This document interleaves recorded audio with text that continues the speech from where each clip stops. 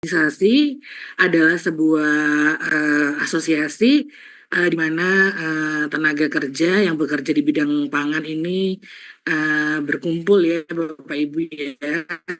Jadi untuk APKB sendiri ini mungkin sedikit perkenalan.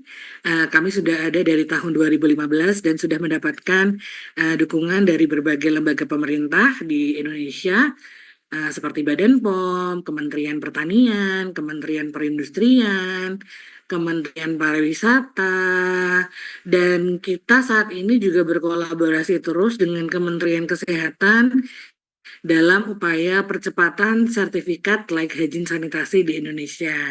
Nah, mungkin dari sini Bapak Ibu semuanya banyak yang join, banyak yang mengikuti pelatihan karena memang restoran maupun catering ataupun hotel dan yang lainnya untuk mendaftarkan sertifikat layak hygiene sanitasi untuk perizinannya ya seperti itu.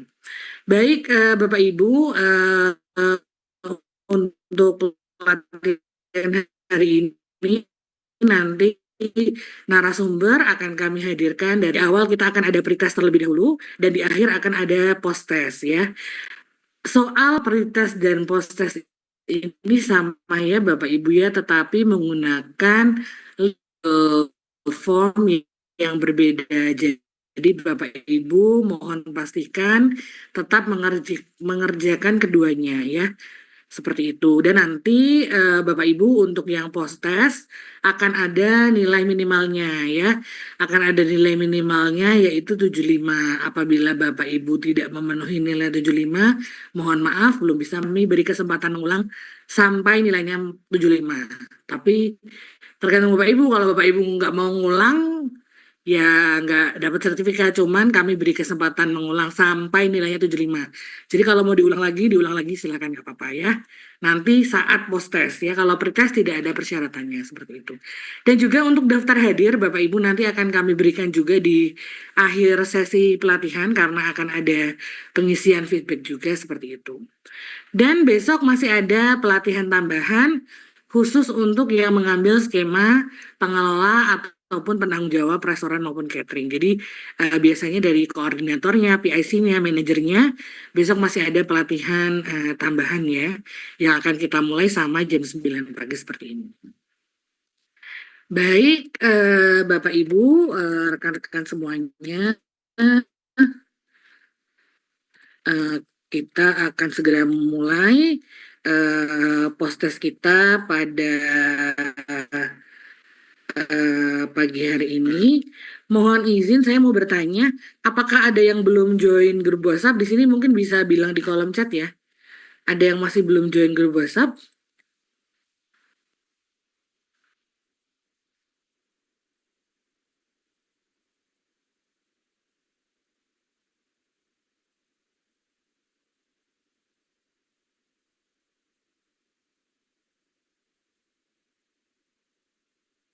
Semuanya sudah ya, sudah join grup WhatsApp ya. Kalau ada yang belum, mohon bilang di grup apa di kolom chat Zoom ya. Oke, ya. Oke, baik Bapak Ibu serta rekan-rekan semuanya, kita akan memulai post test. Di sini judulnya pretest HSP 2025, tapi nggak apa-apa ya ini biar kita selangkah lebih maju ya Bapak Ibu ya. Sebentar. Dan Bapak Ibu pastikan ketika mengisi post test, pretest dan juga daftar hadir, gunakan nama lengkap sesuai KTP ya Bapak Ibu ya. Jadi nanti kita tidak bingung ketika mengkoreksi. Kadang-kadang namanya ada yang disingkat, ada yang apa namanya, ada yang dihilangi namanya. Nah, silakan bisa ini ya.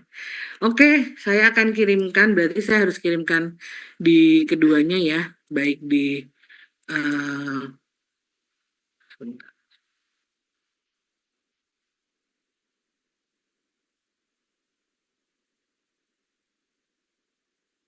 Sebentar. Mana?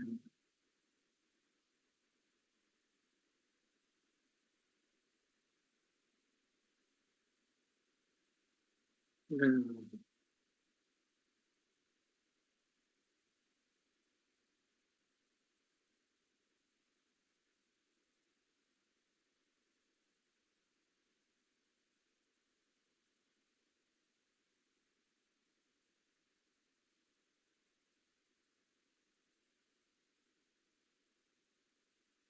Sembari saya mencari pretestnya, mungkin silahkan Bapak Ibu, saya akan bacakan tata tertib yang perlu Bapak Ibu patuhi selama pelatihan hari ini ya.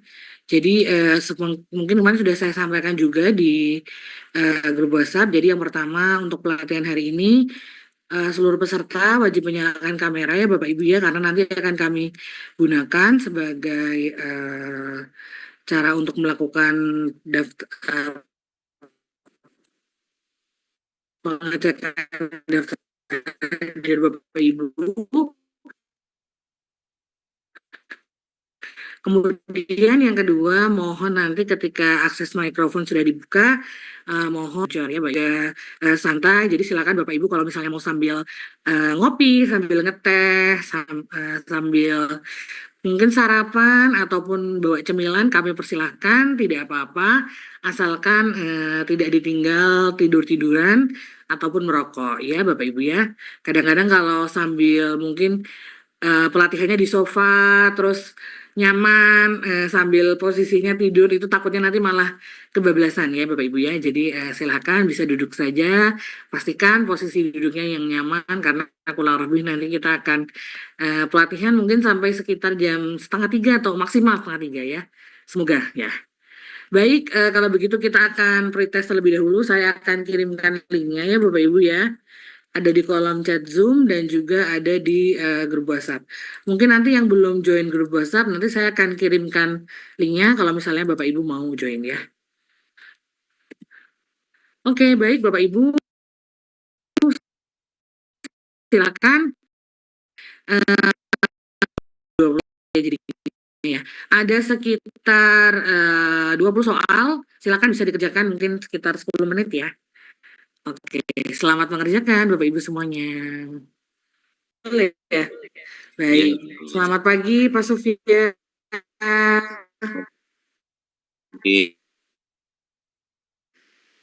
Materi yang Sufia Hadi Anwar, silakan Bapak Ibu bisa menyimak. Apabila ada pertanyaan bisa disimpan dulu ya, dicatat dulu mungkin di HP-nya. Nanti di akhir sesi kita akan ada sesinya jawab ya. Dan sekali lagi saya sampaikan tadi udah sempat ada spoilernya ya Bapak Ibu ya. Untuk pertanyaan terpilih akan mendapatkan hadiah menarik ya dari nanti Upcaping. Oke, silakan. Baik Mbak Dina, terima kasih banyak. Baik, Assalamualaikum. Baik, nah ini ada vendor dari vendor Jakarta. Baik, oke, terima kasih banyak. Baik, pada kesempatan pagi hari ini nanti kita mungkin akan membersamai sampai ya nggak sampai jam 4 lah, insya Allah selesai. Ya, seluruh jasa boga hadir di sini. Jadi kayaknya sepertinya jasa Indonesia yang ada nih. Baik, saya akan share materi saya.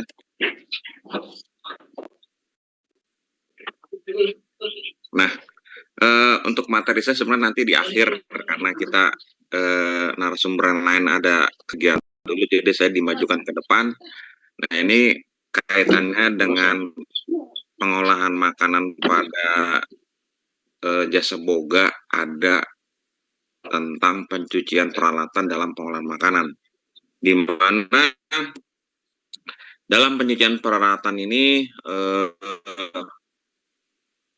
merupakan, kalau saya bilang ini sebagai gerbangnya sanitasi ya Bapak Ibu ya, gitu. Dimana kenapa saya bilang sebagai gerbangnya sanitasi, karena ini banyak sekali titik-titik kritis yang bisa terjadi. Oke, terima kasih semua yang sudah menjawab di kolom chat. Saya mau diskusi dulu mungkin sekitar 3 menit lah. Nah, kalau kita melihat dari layar yang ada di gambar ini merupakan bagian dari tempat pencucian peralatan. Kira-kira kalau menurut Bapak, Ibu yang hadir pada hari ini, ada yang salah nggak sih ya dari gambar ini? Atau mungkin ada faktor risiko apa saja sih yang bisa terjadi pada tempat pencucian peralatan ini? Monggo silakan mau buka mic atau mau ketik di kolom chat juga bisa. Kira-kira nih ada yang salah nggak sih ya? Atau oh sudah benar ini Pak? Nah gitu. Ya silakan kita diskusi sebentar 3 menit sebagai pemuka. Ya, izin menanggapi Pak, kalau Siap, yang bisa siap. saya lihat dari foto yang ada di sini, pertama bisa dilihat dari rambut karyawannya ya, itu mungkin bisa diikat dan Oke, mungkin bisa dimasukkan ke dalam topi agar lebih aman. Kedua juga pada saat mencuci sabun dan tangan itu langsung apa ya, langsung bersentuhan langsung dengan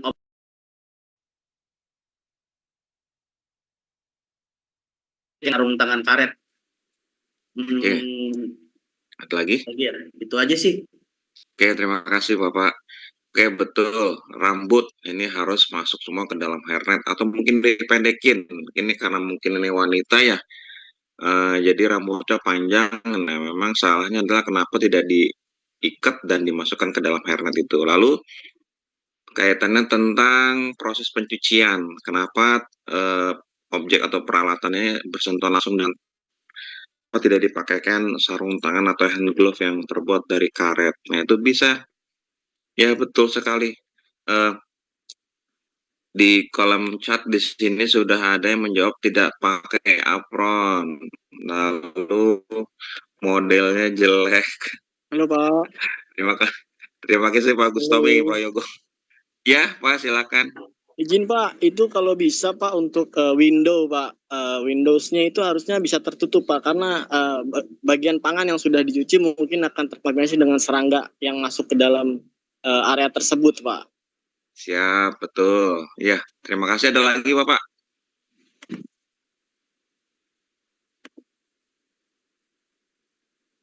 Kira-kira kalau digambarin ada lagi nggak ya? Betul sekali, Bapak tadi sudah menjawab. Ini banyak sekali yang sudah menjawab di kolom chat juga. Satu tadi masalah rambut, kedua masalah sarung tangan, ketiga tidak pakai apron, lalu tempat tidak hygiene, kemudian jendela terbuka serangga serangga dan buaya. Kira-kira kalau buaya masuk Eh, ke Bapak Ibu ya. Ada buaya buntung Pak, Buaya. yang lagi viral tuh. Oh, wih, betul nih nanti mungkin kaitan dengan serangga nanti Kak, akan ada materi di sesi berikutnya. Betul sekali Bapak Ibu. Baik kita bahas ya sebentar. Di sini betul tadi tidak pakai apron ya. Kedua rambut ya. Ketiga tangan ini tidak boleh bersentuhan langsung dengan objek peralatan. Memang dalam semua tahapan pada eh, pengolahan makanan Itu saya. it- Ya, sebentar itu takut. harus ada SOP ya Bapak Ibu.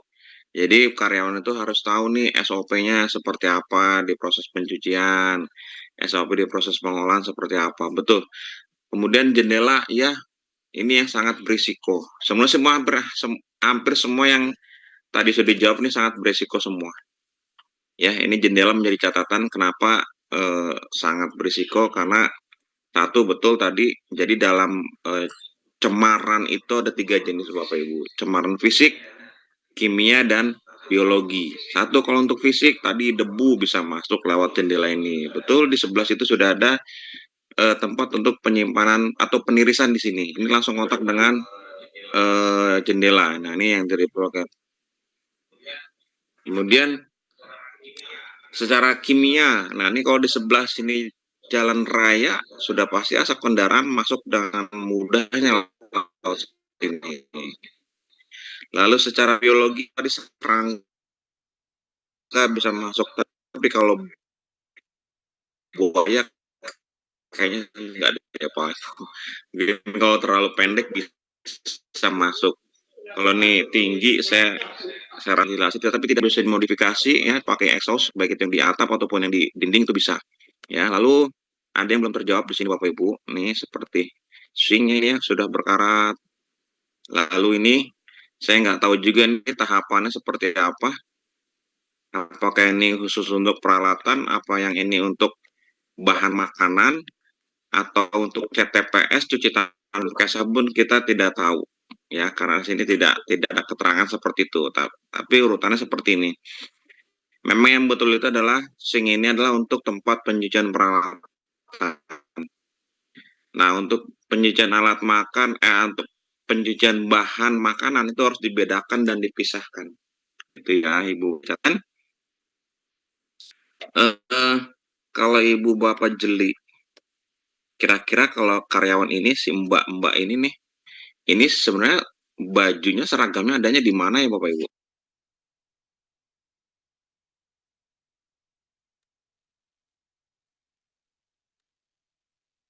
Itu harusnya untuk perlu dapur itu Pak.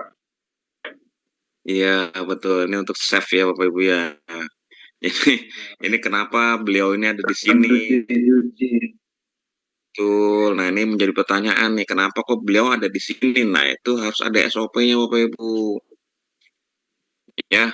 Jadi mohon ini menjadi perhatian, ini jangan sampai terjadi di tempat Bapak dan Ibu. Betul, di dapur atau di kitchen. Itu orang kitchen, Pak, betul.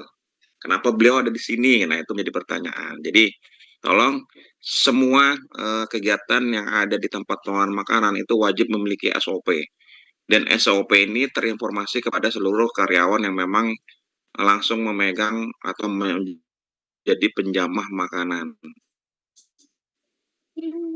Ya, kalau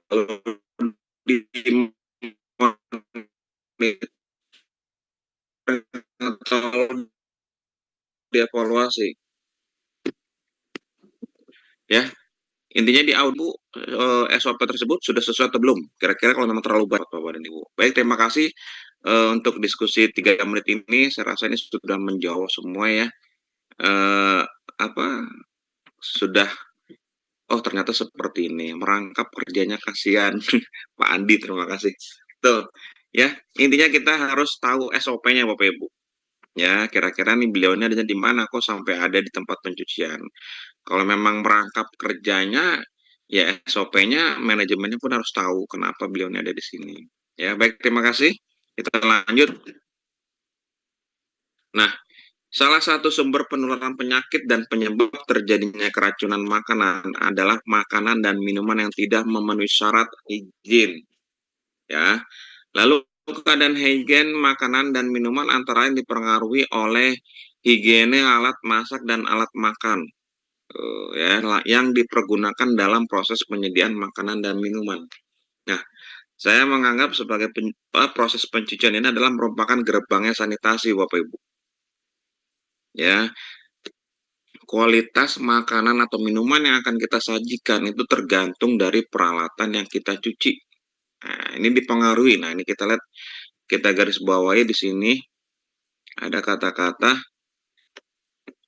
dipengaruhi oleh higiene alat masak dan alat makan. Tuh. Jelas ya Bapak Ibu. Intinya kualitas olahan yang kita sajikan itu sangat berpengaruh kondisi dari alat masak dan alat makan. Ya, kalau alat masak dan alat makan itu tidak bersih sempurna, nah ini akan berpengaruh pada kualitas pangan yang akan kita sajikan. Ya, Bapak Ibu, misalkan kalau kita pernah makan di restoran atau di rumah makan, mendapati alat makan yang tidak bersih, nah itu apa yang kita rasakan? Nah, itu seperti itu, Bapak Ibu. Ya, jangan sampai tempat kita ini menyediakan alat makan dan alat masak yang masih kotor. Nah, ini akan kita bahas, kita gali apa saja sih yang kira-kira membuat alat masak dan alat makan itu kotor dan harus bagaimana. Nah, ini tujuan pencucian alat pertama adalah menghilangkan kotoran-kotoran kasar, lalu menghilangkan lemak dan minyak. Yang ketiga menghilangkan bau, ya, biasanya bau ikan, bau amis dan lain sebagainya. Yang keempat ini menghilangkan kuman penyakit. Ya, nah ini kita samakan persepsi dulu Bapak Ibu. Pengertian bersih secara awam dan pengertian bersih secara higiene. Secara awam kalau saya melihat gambar di layar ya, piring ini sudah bersih menurut saya, tapi menurut teman saya, oh ini belum bersih Pak Supya. Nah itu secara awam, jadi ada perbedaan penilaian cara mengurus saya dengan teman saya itu akan berbeda. Tapi kalau sudah bicara ini adalah memenuhi persyaratan bersih yang telah diakui berdasarkan persyaratan bersih. Maksudnya bagaimana memenuhi persyaratan bersih yang telah diakui kan. Nah, kita loncat ke poin ketiga.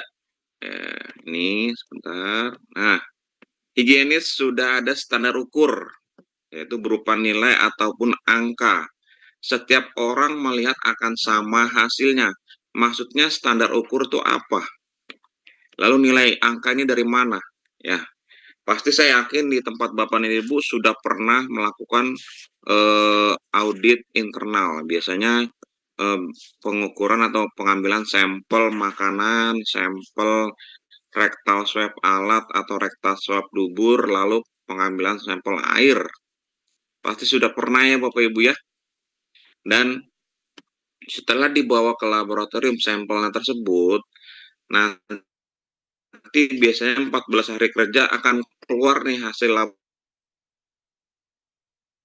Bapak Ibu mohon dicatat, Permenkes yang mengatur kegiatan usaha kita itu ada di Permenkes nomor 14 tahun 2021.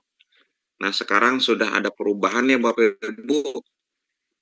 Permenkes 14 itu sudah mulai ada perubahan terbaru. Sebentar saya cek. Kemarin sempat ada sosialisasi. Nah, yang terbaru untuk perubahan Permenkes nomor 14 tahun 2021 itu dirubah di Permenkes 17 tahun 2024. Ya, jadi ada perubahan Permenkes 14. Nah, Permenkes 14 2021 itu sudah dirubah ya Bapak Ibu ke Permenkes nomor 17 tahun 2024. Ini menjadi catatan Bapak Ibu karena ini Permenkes 17 tahun 2024 ini mengatur usaha kita nih Bapak Ibu di bidang jasa boga. Apa saja sih yang isi dari Permenkes tersebut? Ya, karena Permenkes ini adalah mengatur usaha teman-teman yang di bidang pangan. Kemudian kalau untuk bicara nilai atau angka atau standar ukur, nah standar ukurnya biasanya itu ada di Permenkes nomor 2 tahun 2023. Itu yang mengatur tentang standar baku mutu kesehatan lingkungan. Baik itu air, makanan, bakteriologis, fisik, kimia, itu diatur di Permenkes nomor 2 tahun 2023. Nah, untuk yang mengatur usaha yang berisikonya di Permenkes 17 tahun 2024 ini terbaru Bapak Ibu. Baru kemarin kita disosialisasikan oleh Kementerian Kesehatan. Nah, jadi ketika sudah dikatakan higienis, yang menyatakan sampel kita yang tadi diuji di laboratorium itu sudah memenuhi syarat seperti itu. Tidak ada hasil dari sampel tersebut yang melebihi standar baku mutu yang sudah ditetapkan Permenkes nomor 2 tahun 2023. Jadi setiap orang itu akan melihat sama hasilnya.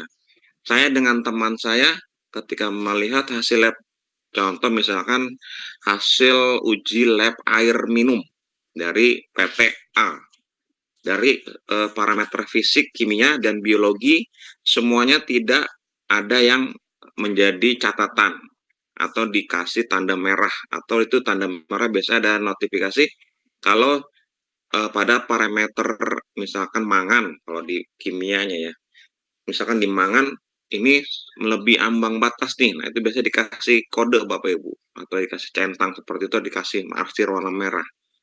Misalkan tidak ada hasilnya bagus semua, itu warnanya hitam semua, itu bagus ya. Kecuali di mikrobiologi, biasanya mikrobiologi itu kan E. coli itu harus 0. Nah, ternyata ada 1, nah itu menjadi catatan juga kalau 1. Ya, E. coli itu wajib 0 ya Bapak Ibu. Lalu jadi ketika ini secara universal itu adalah berlaku sama untuk setiap orang, tempat, ataupun keadaan. Nah, itu adalah pengertian higiene. Bersih semata-mata didasarkan atas pandangan atau penglihatan setiap orang itu sama, menjadi berbeda, tergantung penglihatan orang itu dalam kondisi sehat ataupun sakit. Higiene sudah ada standar ukur berupa nilai ataupun angka. Setiap orang ini melihat akan sama hasilnya. Lalu higienis ini adalah bersih secara visual dan bersih mencegah pencemaran melalui peralatan penyakit bawaan makanan. Nah, Bapak Ibu, kenapa saya bilang tadi proses pencucian ini menjadi gerbangnya sanitasi? Karena ini bisa menjadi pencemar gitu loh, menjadi pencemar alat tersebut ketika kondisinya tidak bersih sempurna. Tapi kalau sudah bersih, ya itu bisa mencegah terjadinya pencemaran melalui peralatan dan mencegah timbulnya atau menular penyakit bawaan makanan. Nah, ini poin terakhir yang menjadi benang merahnya pada proses pencucian peralatan. Nah, dalam upaya pencucian ini ada yang pertama adalah tersedianya sarana pencucian. Lalu dilaksanakannya teknis pencucian. Yang ketiga, mengetahui dan mengerti maksud pencucian. Tersedianya sarana pencucian. Kita lihat yang di sebelahnya Bapak Ibu. Tadi yang sudah di layar tadi yang kita diskusi 3 menit. Gambar teman-teman penjamah pada proses pencucian. Nah, itu sarana pencucian biasanya ada sink dan lain sebagainya. Lalu dilaksanakan teknis pencucian, tahapan-tahapannya seperti apa, pencucian, pembersihan, disinfeksi. Lalu yang ketiga, mengetahui dan mengerti maksud pencucian. Nah, harapannya hari ini Bapak dan Ibu diikutsertakan dalam training keamanan pangan atau higien sanitasi pangan. Harapannya setelah kita tahu nih, lalu mengerti, dan harus dikerjakan dengan penuh tanggung jawab. Nah, itu poinnya Bapak Ibu. Ya, sayang hari ini Bapak dan Ibu pastinya sudah diminta waktunya untuk mengikuti pelatihan hari ini. Nah, sayangnya nanti kalau hari ini pelatihan hari ini tidak diterapkan, tidak dipakai pada pekerjaan sehari-hari, sayang Bapak Ibu, karena nggak sedikit biaya yang dikeluarkan oleh manajemen atau perusahaan untuk mengikuti ada pelatihan hari ini. Jadi harapannya teman-teman tahu, mengerti, dan dikerjakan dengan penuh tanggung jawab. Nah, pada sarana pencucian yang pertama ini ada perangkat keras atau hardware, sarana yang dapat dipakai berulang. Biasanya di sini ada bagian persiapan, lalu bagian pencucian ini ada 3 bak, ya, terbuat dari plastik, porselen, stainless steel, baknya ya. Lalu ketiga bak ini yang pertama adalah pencucian, pembersihan, dan desinfeksi. Yang umumnya seperti ini Bapak Ibu. Jadi minimal ada 3 bak. Lalu bagian pengeringan ataupun penirisan. Yang kedua nih perangkat lunak biasanya bahan habis pakai. Yaitu adalah air bersih, zat pembersih, atau bahan penggosok atau desinfektan. Ya, bisa chemical ada di sini semua. Nah, dalam model penempatan bak pencuci, ini ada 4 pola. Yang pertama, pola penempatan lurus, pola penempatan siku, pola penempatan berputar, dan pola penempatan huruf T. Ya, ini baknya ada bak A, B, C, D, E. Biasanya kalau saya sering melakukan pas dapat tugas untuk melakukan audit eksternal ke salah satu perusahaan jasa boga, saya sering menemukan yang pola nomor yang huruf A, pola penempatan lurus. Itu paling banyak pola penempatan lurus. Ya. Nah, masing-masing bak ini memiliki peran dan fungsinya berbeda-beda. Adapun untuk ukuran bak pencucian ini minimal ya Bapak Ibu, nanti disesuaikan dengan kebutuhannya. Karena antara restoran, rumah sakit, dan catering ini memiliki kebutuhan yang berbeda-beda ukurannya. Ya, lalu minimal ini harus tersedia sedikitnya panjang kali lebar kali tinggi. Ini panjang kali lebar kali tinggi 75 cm kali lebar kali tinggi. Ya. Untuk lebar penyimpanan paling sedikit 90 cm Bapak Ibu, tapi ini nanti disesuaikan kembali nih dengan dimensi ataupun jumlah peralatan yang ada di tempat Bapak dan Ibu. Lalu bidang kerja biasanya untuk sink itu biasanya dibuat tidak datar Jadi dibuat ada kemiringan tertentu tujuannya supaya air ini tidak menggenang, akan dialirkan ke lubang pembuangan. Nah ini pertama, pencucian yang tadi bak yang pola-pola penempatannya, yang pertama adalah scraping atau membuang sisa kotoran. Bisa dilihat di gambar di bawah ya, di layar bawah itu proses scraping itu seperti itu. Jadi pisahkan segala sisa kotoran dari peralatan masak dan makan. Siapkan ke tempat sampah yang sudah dilapisi kantung plastik. Ya, jangan mencuci peralatan yang masih ada kotoran. Jadi karyawan ini ketika mau akan mencuci peralatan, laksanakan scrap ya. Masukkan kotoran-kotoran yang ada di alat masak ataupun alat makan ke dalam kantung plastik. Ya, jadi sediakan tempat sampah dan yang sudah dilapisi kantung plastik itu berdekatan dengan bak pencucian untuk memudahkan karyawan ketika proses scraping ini. Nah, nanti kalau sudah selesai tempat sampah ini langsung dibersihkan ya Bapak Ibu. Plastiknya diangkat, diikat rapi, langsung dibawa ke tempat penamuan sementara. Nah, scraping ini sangat bermanfaat, satu, untuk mempermudah atau mempercepat proses pencucian, karena kan kotoran sudah kita buang nih di scraping ini. Kedua, scraping ini bermanfaat pada saluran pembuangan, atau mungkin juga bisa juga perangkap lemak atau grease trap. Ya, jadi membuat kualitas di grease trap dan saluran pembuangan ini tidak terjadi tersumbat seperti itu, ya. Lalu yang kedua, perendaman ya atau flushing perendaman dalam air. Yang pertama, mengguyur air peralatan yang akan dicuci. Perendam seluruh permukaan peralatan dengan air. Tujuannya apa? Supaya kotoran yang menempel itu mudah untuk dibersihkan. Nah, tadi di diskusi pertama awal tadi ada yang mengatakan harus ada sarana air panas. Nah, ini pada proses perendaman ini baiknya menggunakan air panas di suhu 60 derajat Celcius selama 30 menit akan lebih cepat daripada menggunakan air dingin. Yang ketiga, proses pencucian dengan deterjen. Mencuci, menggosok, dan melarutkan sisa makanan dengan zat pencuci atau deterjen bubuk ataupun cair.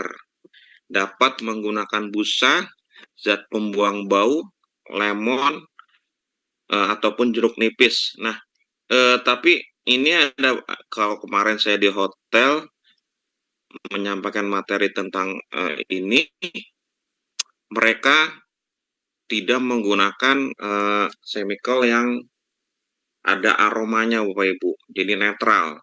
Ya, jadi silakan misalkan saya maunya netral aja nih, nggak ada aroma jeruk nipis ataupun lemon, silakan ya, chemicalnya bisa yang pakai netral.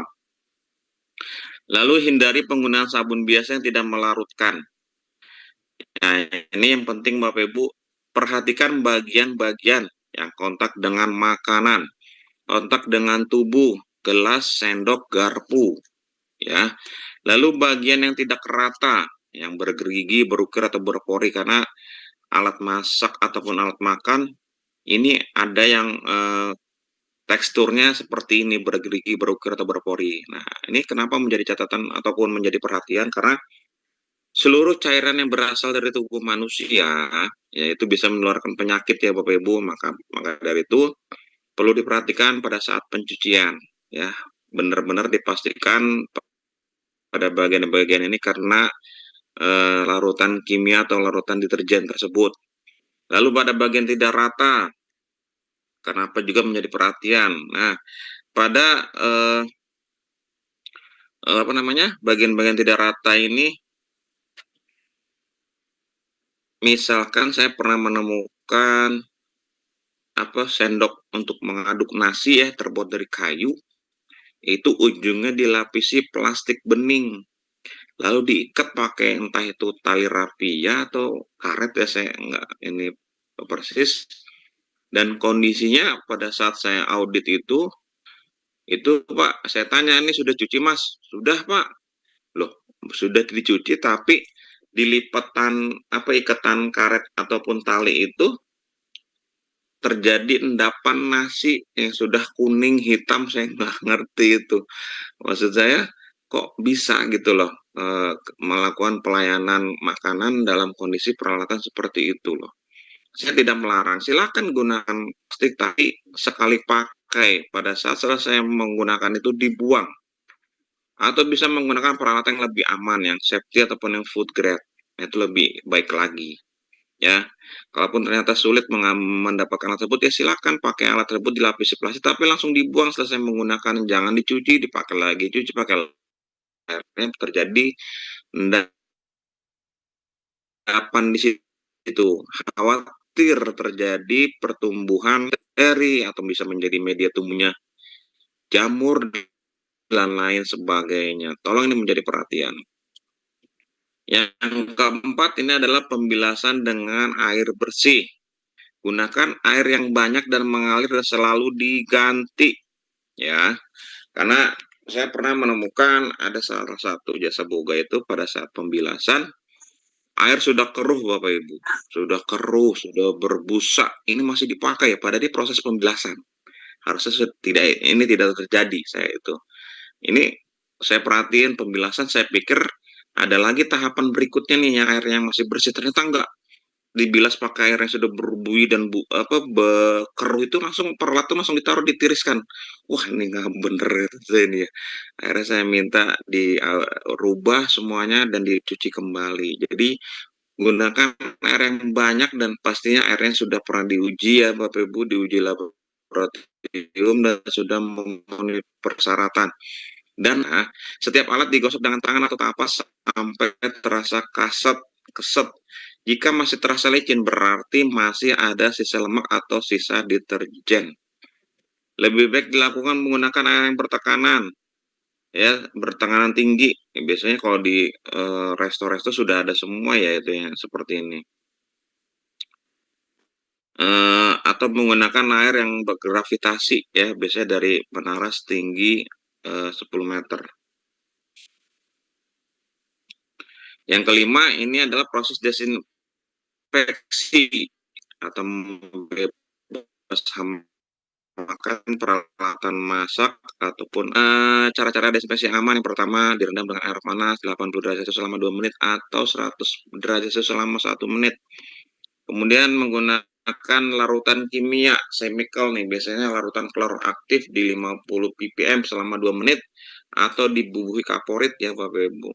Dengan takarannya itu atau perbandingannya ini 2 sendok makan dalam 100 liter air. Jadi bubuk kaporitnya atau chemical ini di dalam 2 sendok makan ini dilarutkan dulu dalam 100 liter air seperti itu. Menggunakan oven, biasanya sudah kebanyakan yang besar-besarnya pakai oven, atau menggunakan sinar ultraviolet pada sinar matahari pagi jam 9 sampai dengan jam 11 atau UV elektronik. Yang terakhir menggunakan steam, ya. Ini cara-cara desinfeksi yang aman. Biasanya kalau desinfeksi ini kan dilaksanakan setelah proses pencucian ini selesai ya Bapak Ibu. Nah, yang keenam ini toweling atau mengeringkan. Saya mau tanya dulu nih Bapak Ibu, karena di kami sering menemukan masalah ini. Apakah ada yang pakai kanebo untuk proses pengeringan alat masak? Tidak ada Pak. Tidak Itu Pak, buat kendaraan menggunakan Pak. provider. Nggak ada ya? Karena kemarin saya sempat menemuin tuh Bapak Ibu untuk pengeringan alat makan dan alat masak itu pakai kanebo.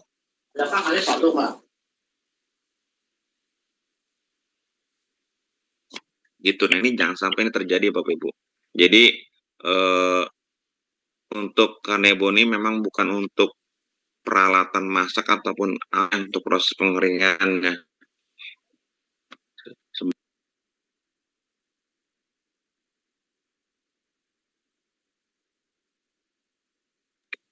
Nah, kenapa saya anggap jangan dipakai, karena kanebo ini kan sifatnya dia harus lembab ya, harus lembab terus gitu. Nanti ada pembahasannya di slide berikut. Jadi pengeringan ini pertama teknisnya adalah mengusap dengan kain lap, kain atau handuk yang bersih untuk menghilangkan sisa kotoran, noda deterjen dan noda klor. Gunakan kain lap yang bersih atau steril atau sekali pakai atau single use. Nah, ini yang menjadi catatan untuk poin B. Jadi kain yang bersih, steril atau sekali pakai. Nah, kita lihat di sini kanebo saya silang ya Bapak Ibu. Kenapa? Karena Untuk kanebo ini saran saya memang tidak perlu pakai kanebo ya ketika proses pengeringan. Cukup menggunakan contoh kain yang ada di sebelah kiri ya, mau itu pakai microfiber kayak atau apa silakan, nggak apa-apa. Ini lebih aman daripada kita menggunakan kanebo. Khawatirnya kanebo itu kalau sudah lembab, lalu ada sisa-sisa lemak tertinggal di kanebo ini akan menjadi media tumbuhnya bakteri ataupun kuman. Nah, ini yang bisa menjadi kontaminasi silang atau kontaminasi lagi pada peralatan makan atau alat masak.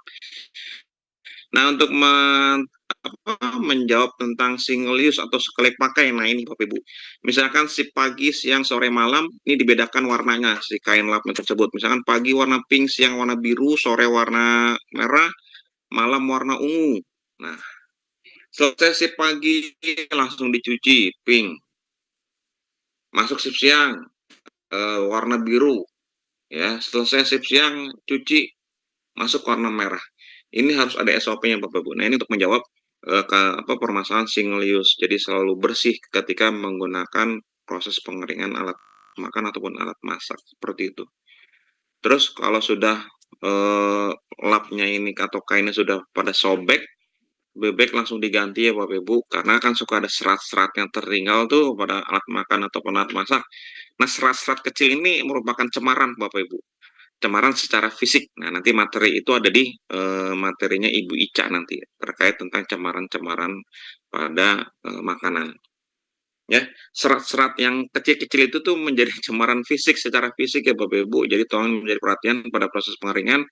Perhatikan kondisi handuk ataupun lap tersebut. Kalau sudah sobek ataupun sudah lusuh atau sudah pada copot ya, pada lepas, itu lebih baik diganti dengan yang baru. Berikutnya ini manfaat pencucian yang pertama adalah menghilangkan kotoran kasar, scraping tadi. Lalu menghilangkan lemak dan minyak tadi menggunakan rendaman dengan air panas. Menghilangkan bau amis tadi yang menggunakan chemical yang sudah ada aroma jeruk nipis ataupun lemon. Atau mungkin nggak mau pakai aroma-aroma, bisa netral juga sudah cukup. Lalu melakukan desinfeksi, tadi ada 5 cara aman untuk proses desinfeksi. Ini direndam dengan air panas ya Bapak Ibu. Lalu pengeringan alat menggunakan handuk dan lap bersih sekali pakai, ditiriskan sampai kering dengan sendirinya. Nah, ini ada 2 tes kebersihan. Misalkan Bapak Ibu di sini ada sebagai mungkin ada QC-nya atau ada captain-nya atau mungkin dari manajemen mau uji nih alat masak ataupun alat makan di tempat Bapak dan Ibu sudah bersih sempurna atau belum. Nah, ini ada 2 cara, secara fisik dan secara mikrobiologis. Nah, secara fisik apa saja sih peralatan belum bersih sempurna? Pertama, jika tepung menjadi lengket ditaburkan pada peralatan. Jadi ketika kita naburin tepung nih pada misalkan pada tray atau box makan, nah itu si tepung itu akan lengket. Nah, itu berarti belum bersih. Ditaburin garam tersebut larutnya menjadi lengket, nah itu berarti belum bersih. Tetesan air akan menumpuk. Jadi ketika ditetesin, terus nih air itu akan membentuk setengah lingkaran gitu ya Bapak Ibu. Nah, itu berarti belum bersih. Idealnya ketika air diteteskan pada alat makan, itu akan nyebar, pecah, seret gitu. Jadi dia tidak menumpuk Bapak Ibu. Lalu ditetesin alkohol, ini akan terjadi endapan. Nanti akan ketika ditetesin alkohol, akan ngendap nih seperti lemak gitu ya di permukaan si alkohol tersebut. Lalu penciuman ada bau amis dan lain sebagainya. Lalu disinari akan terlihat kusam tidak cemerlang. Saya kalau melakukan audit eksternal ya, itu biasanya saya pakai poin E dan F. Ini paling mudah, saya nggak perlu bawa tepung, nggak perlu bawa garam, nggak perlu bawa alkohol, cukup dengan penciuman dan penyinaran. Nah, yang kedua tadi secara bakteriologis ya, saya yakin sudah pernah lah yang hadir di sini perusahaannya diuji laboratorium ya atau sampling. Ini pengambilan usapan kapas steril atau swab pada permukaan peralatan masak dan minum ya Bapak Ibu biasanya ataupun makan, baik itu piring, wajan, sendok, penjepit dan lain sebagainya, pisau atau mungkin talenan, cutting board ya. Ini bisa menjadi sampel untuk dilakukan usapan kapas steril atau swab. Lalu swab tersebut dibawa ke laboratorium untuk diuji apakah ada E. coli atau tidak. Nah, E. coli ini harus 0 ya Bapak Ibu. Nah, usap alat dilakukan setelah proses pencucian, harus dengan segera. Nah, itu contohnya.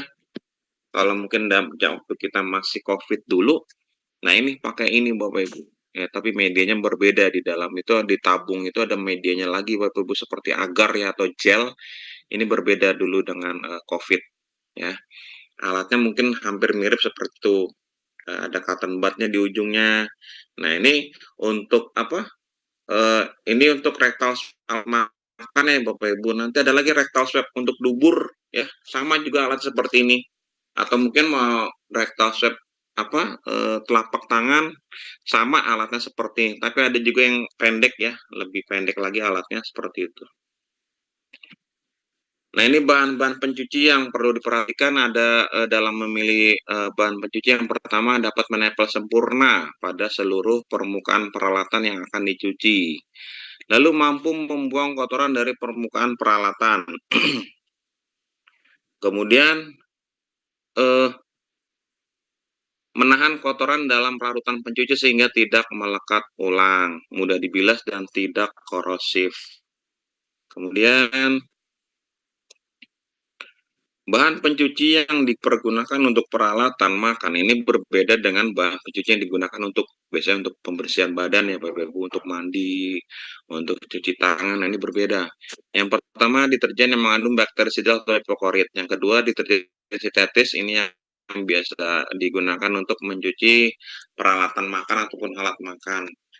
Kemudian sabun untuk cuci tangan. Yang keempat ini pencuci abrasif, ini biasa untuk lantai dan porselin. Nah, desinfektan dalam memilihnya pasti yang pilih sederhana yaitu dengan pemanasan. Jika menggunakan bahan kimia, ini pilihlah yang berspektrum luas. Biasanya larutan hipoklorit di 50 ppm yang di ppm yang dibuat setiap hari. Nah, ini ada 5 jenis desinfektan yang beredar di pasaran ya Bapak Ibu. Yang pertama, hipoklorit. Ini untuk pembersihan dapur, harganya murah dan sedikit sisa bau. Yang kedua, iodofor, ini campuran iodin dan deterjen. Ini kurang efektif dalam membunuh spora, harganya mahal dan menimbulkan bau. Yang ketiga, QCS, ini adalah Quaternary Ammonium Compound. Ini kurang efektif dalam membunuh bakteri. Yang keempatnya, amphoteric surfactants. Ini mengandung deterjen dan bakterisidal. Toksisnya rendah, tidak korosif, tidak berasa, dan tidak berbau. Yang kelima, phenolic desinfektan. Ini untuk pemutih pakaian, Bapak Ibu. Ini tidak digunakan ya, jadi bukan untuk desinfeksi alat makan ataupun alat masak. Jadi biasanya kalau untuk phenolic desinfektan ini untuk alat medis, biasanya ini ada yang pakai ini. Atau mungkin dulu waktu COVID, biasanya kalau mobil kendaraan akan masuk ke area perumahan tuh semprotin dulu, bisa pakai ini phenolic desinfektan. Atau mungkin di rumah mau mengepel ya, saya mau pakai desinfeksi tapi nggak punya nih, ya udah pakai pemutih pakaian itu sudah bisa menjadi desinfektan Bapak Ibu. Ini bisa digunakan. Nah, yang banyak beredar di pasaran itu nomor 1 dan nomor 4, hipoklorit dan amphoteric surfactants. Penanganan dan penggunaan deterjen dan desinfektan biasanya pada kemasan deterjen dan desinfektan ini sudah ada labelnya ya, bagaimana cara pemakaiannya, petunjuknya, lalu terbuat dari bahan apa saja, MSDS sudah ada semua di situ. Dilakukan secara hati-hati, perhatikan petunjuk pabrik, cara penggunaannya, pengawasan penggunaan pada karyawan. Deterjen yang bersifat asam harus tangani lebih hati-hati.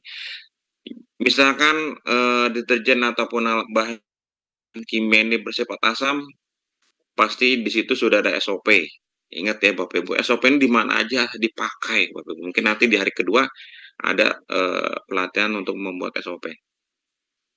Misalkan SOP ini harus deterjen ini sifatnya asam, APD-nya, alat pelindung dirinya berupa masker atau sarung tangan. Nah, itu harus diikutin Bapak Ibu karena bersifat asam ini tidak berbeda dengan deterjen dan desinfektan yang bukan asam seperti itu.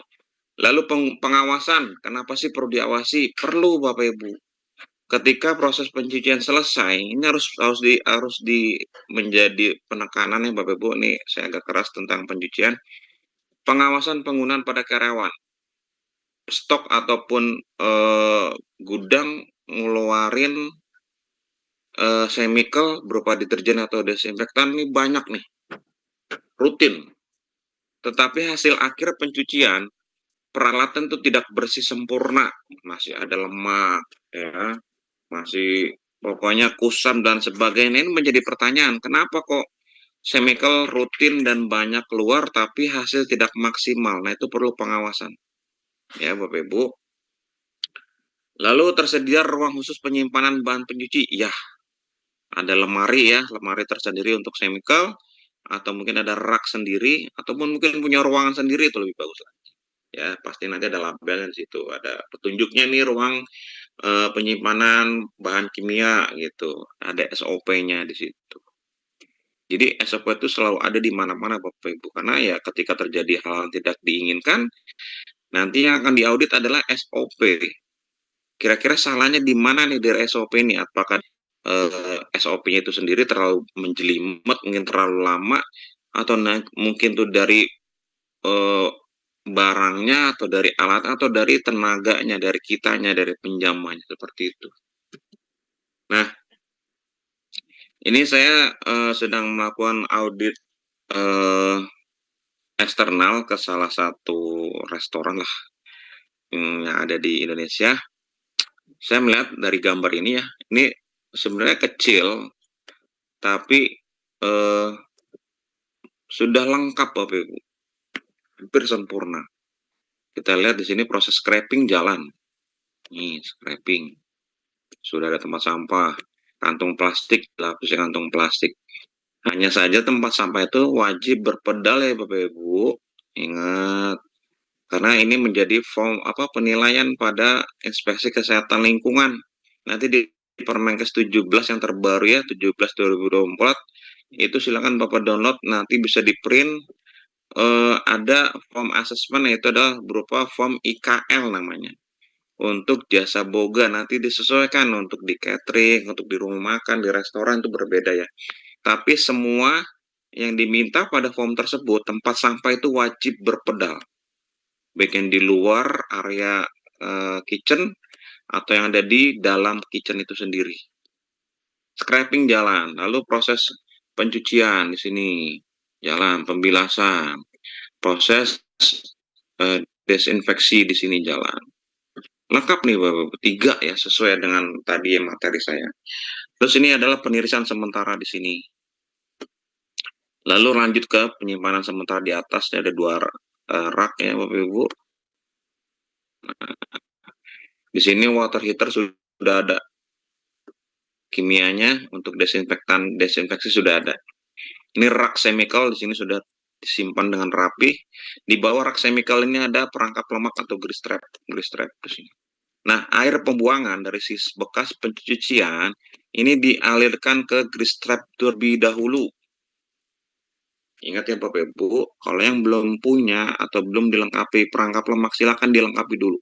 Kenapa? Karena banyak surat kaleng masuk ke kami, laporan dari warga sekitar yang terdampak dari aktivitas jasa boga, itu keluarnya adalah timbul bau busuk di saluran pembuangan atau di sungai ataupun di kali ya. Karena ada endapan sisa-sisa makanan di sini. Akhirnya mereka mengeluh tidak direspon oleh perusahaan. Akhirnya mereka membuat surat kaleng ke Dinas Kesehatan ataupun ke Dinas Lingkungan Hidup. Mungkin kalau sampai ke kami mungkin masih bisa kami backup ya, kita diskusi ya dengan kedua dinas tersebut. Tapi kalau sudah sampai ada LSM, nah ini lebih susah lagi nanti. Tolong silakan sering-sering bersilaturahmi ke kedua dinas tersebut. Untuk mungkin di sini ada manajemen ya Bapak Ibu, silakan komunikasi dengan Puskesmas atau komunikasi dengan Dinas Kesehatan, itu nggak apa-apa. Ya silakan sharing aja, nggak apa-apa Bapak Ibu. Nah di sebelah sini ini ada map plastik untuk checklist harian general cleaningnya. Sini disimpan di plastik ini. Nah di sebelah kiri saya ini ada ruangan menyimpan bahan-bahan kimia dan alat-alat yang memang digunakan untuk proses pembersihan pada ruangan pencucian ini. Nah, Sebenarnya yang baiknya itu adalah lantainya kalau kita lihat sini ada nut nih Bapak Ibu. Nah, ini nut ya, atau garis-garis sela-sela pertemuan antara ubin satu dengan lainnya ini, ideal ini tidak ada nut Bapak Ibu. Nah, ini kenapa saya anggap ideal, karena karena ini sangat risiko di tempat pencucian ini kan banyak sekali sisa-sisa makanan. Khawatirnya ini karyawan ini tidak bersih sempurna nih pada proses pembersihan nanti selesai pencucian. Apalagi di kolong-kolong sini-sini. Ya, di kolong-kolong yang ini khawatirnya tidak sampai ke sini nih proses pencucian pembersihannya. Nah, ini menjadi endapan atau tersuspensi pada nut ubin lantai ini Bapak Ibu ya. Kebanyakan yang sekarang terbaru ini sudah pakai epoksi ya, yang warnanya terang-terang cerah, jadi untuk memudahkan ketika ada itu QC-nya untuk melakukan controlling atau monitoring sudah bersih atau belum nih, akan terlihat jelas tuh nanti kotoran-kotorannya di lantai itu ya.